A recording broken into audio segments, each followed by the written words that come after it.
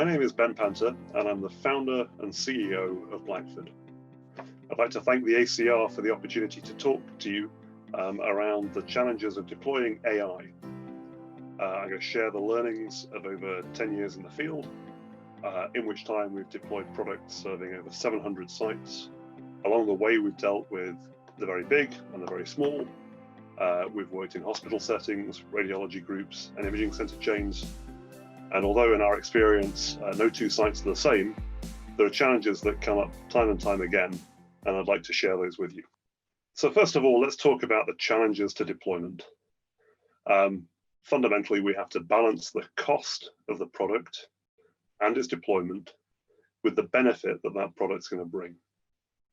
Now, product value, we have lots of focus on price, but that's really just one element of the cost of deployment. And if you look through the list here, we have testing, validation, we have bringing alongside all the stakeholders. We have to look at the scalability of the solution and how we're going to deploy that. We need to look at the case mix and how that evolves over time. Making the business case for the product, there's a significant cost in developing that in terms of time and resource. And then how we're going to implement it. Building the infrastructure and making sure that we have something that is sustainable and can grow with the solution as volumes change. And then looking at how we integrate with workflow. We've got to roll out, we've got to do the adoption, we've got to look through all the approvals from the IT side, got to get the contracts in place, and then there's the hardware to procure in order to deploy the solution. So there's all sorts of challenges to deployment. What I'm going to do today, though, is focus through onto 4 areas. So the first one is to talk about the product value. Then we're going to talk about understanding the project that deploying any of these products entails. We're going to talk about the workflow and scalability, and then looking at rollout and evaluation. So first of all, let's focus on the product value proposition. And really there are 3 flavors here. In terms of the radiologist and the radiology department, efficiency is the cleanest argument. But unfortunately, if the hospital is paying for the IT and the RAD group gets to have the benefit, there's a real gap to bridge. Often easier to justify are tools that really increase throughput through modalities. There's a direct benefit in terms of more scans per day and more reimbursement for those scans versus the cost of the product to deploy. We then move on to products that add value for referrers. So here we're trying to provide a better quality of care and evidencing that quality of care for patients. Now, in the past, it's been particularly difficult to try and bridge the gap between departments. If the benefits being felt downstream in urology, for example, it's sometimes difficult to justify a cost in radiology. And there are some interesting developments at the moment in the area of reimbursement there.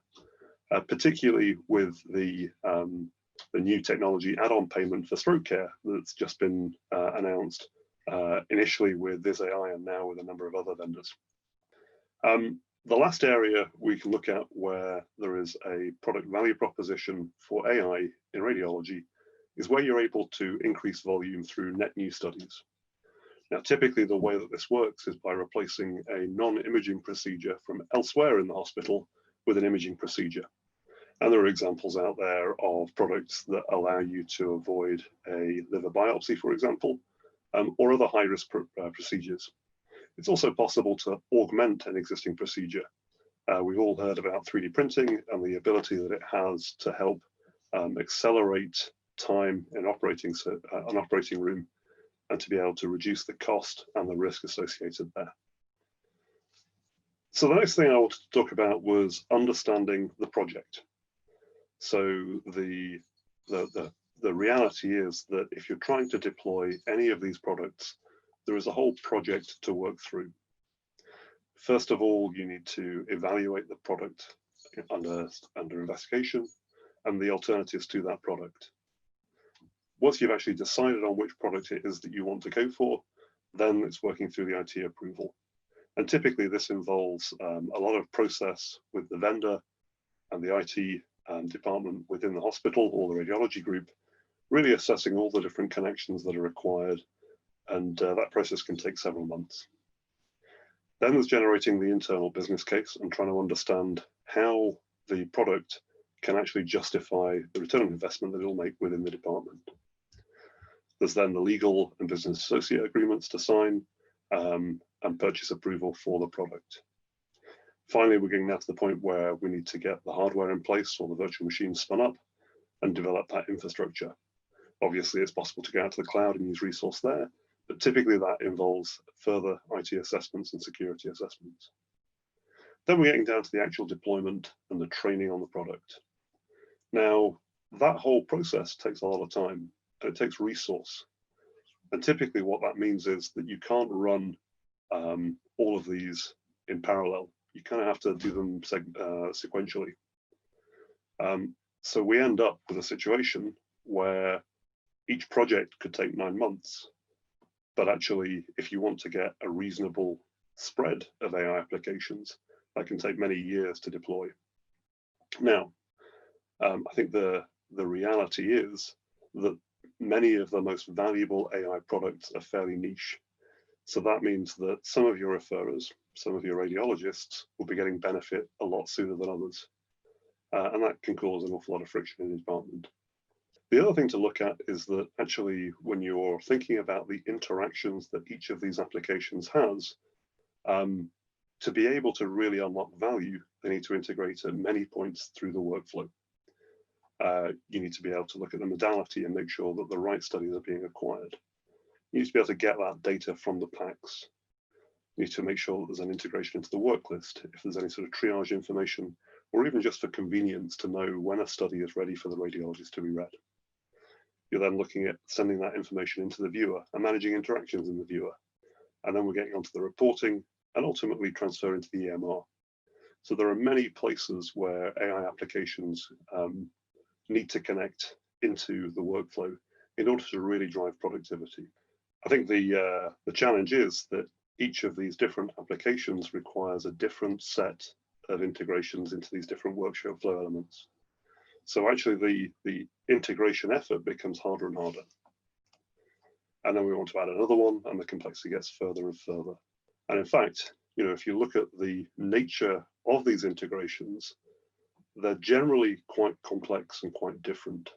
So it may be that a different sort of connection, a different shape of plug is required to get each of these different AI applications to talk to the different elements of the workflow. And all of this becomes a major headache for the IT department, for the PACS administration, with the radiology, trying to make all these systems work together. So what's the solution? Well, a platform approach, and there are several platforms out there, really tries to combine all of these into one single platform. So rather than having to manage multiple different connections, the platform handles that.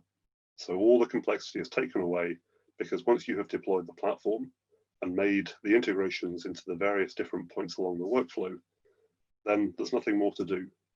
All of the rest of the work is on the platform vendor and the AI applications that talk to that platform vendor. What this allows you to do is to have a far more efficient process. And in fact, the cost and the risk of deploying any new application is dramatically reduced because effectively you can switch it on, you can see whether it works in your case mix, you can see if it generates the results that you were promised, and if it does, you keep it, and if it doesn't, you move on to something else. Now, if you go back to that argument that we said earlier, that it's going to be mostly high-value niche solutions, actually, this is a way that you can meet 4 different groups at once within the department.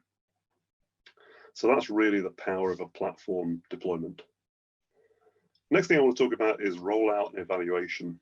I think that fundamentally, if you're looking at the case mix, or if you're looking at a portfolio of applications, trying to pick the ones that are right for you and your department is crucial.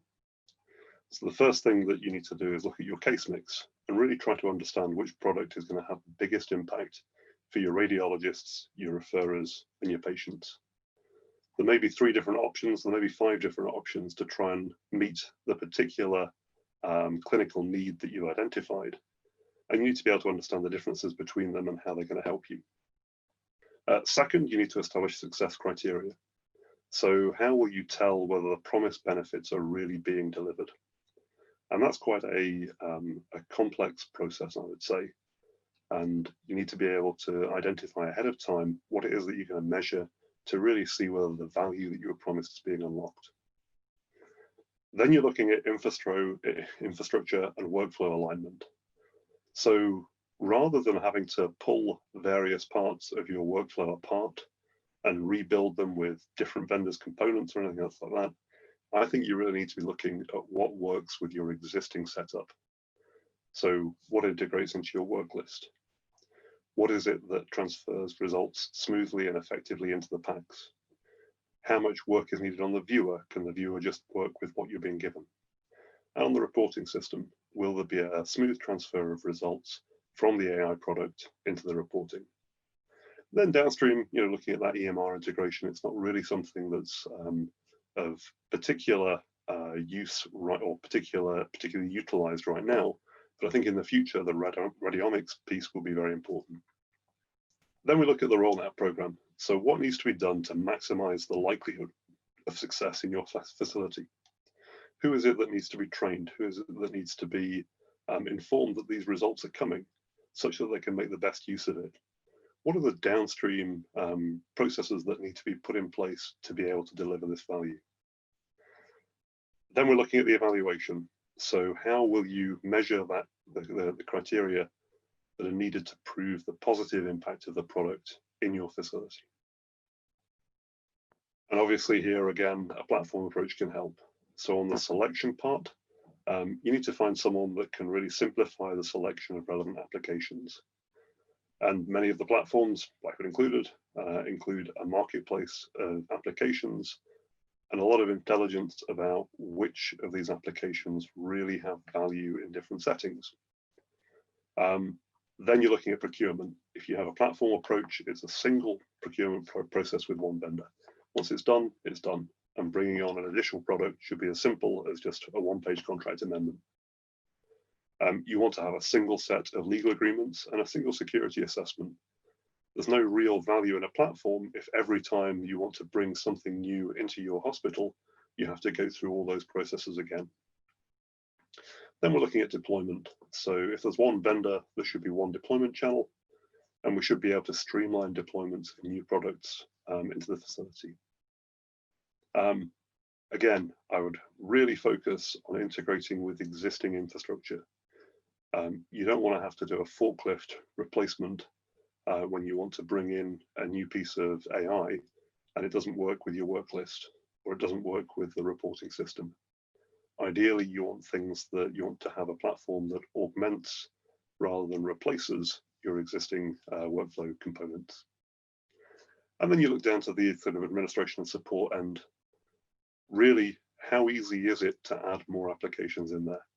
As your case mix changes, as new applications arrive, are you able to continually adapt and increase the range of solutions that you have?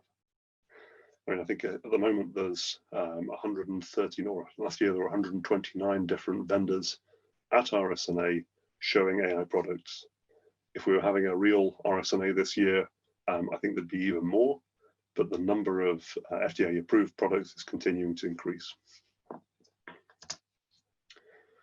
Okay, then if you look at the Blackford platform, obviously this is exactly what we do. So we provide a single platform to quickly access a curated marketplace of regulatory cleared medical imaging analysis applications. We bring those together onto the Blackford platform and we deliver those through direct sales and through channels into hospitals, imaging centers, radiology groups, and research organizations. As I described earlier, we look at our platform being able to manage the interactions with all the different elements of the workflow. So we can talk to the modalities, we talk to the PACS archive, we can talk to the work list, we look at the viewer, we're doing things with the reporting company, and indeed we even are able to output HL7 to be able to get that out into the main medical record. Crucially though, what we do is we work with all of our ClinApp partners to make sure that from the facilities, from the customer's perspective, once they've deployed once, they don't have to worry about it anymore. We handle all of that configuration on the back end with our partners to make sure that for you, it turns on, it starts to work. So when we're looking at the Blackford approach for the rollout and evaluation process, really we go through a number of steps. The first thing to do is to analyze your current case mix and really see whether there are opportunities to find new bits of case mix within your referrer base. What is it that your referrers are looking for, and what can we do to help you provide that? Second, we suggest a suite of applications for consideration based on that case mix evaluation that we've done. And we work with you to develop customized business cases reflecting the applications and your particular site. Third, we introduce product experts for deeper understanding on selected clinical applications. Now, while we have comprehensive knowledge of all the applications that we host, we also recognize that sometimes you need to speak direct to the vendor, and we'd never get in the way of that. Fourth, we look at your existing workflow. So understanding your existing infrastructure and trying to work out what the optimal way to integrate into it is. We know that one size doesn't fit all. We know that actually you need to be really very careful and offer a custom solution for every different site. Fifth, we have a rollout program that looks at making sure that the training is delivered effectively and efficiently, and ensuring that we really are making sure that you're set up for success and that your users and your referrers really understand the value that these products can bring and fully deliver that. So I'd like to say thank you for your time, and I hope you have a chance to join us for the panel discussion later on. So thank you very much.